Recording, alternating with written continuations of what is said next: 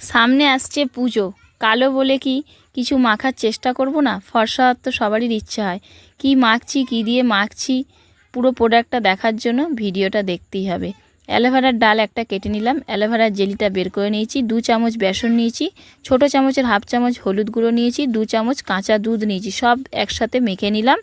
তারপরে ভালো করে মুখে মেখে নেব।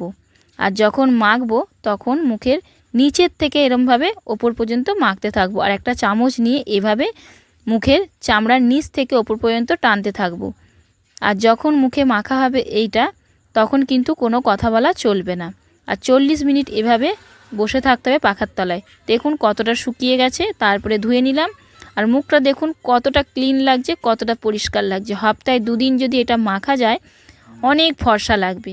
দেখতেই পাচ্ছেন বাড়িতে বসে কত সুন্দর প্রোডাক্ট। সামনে আসছে পুজো, কালো বলে কি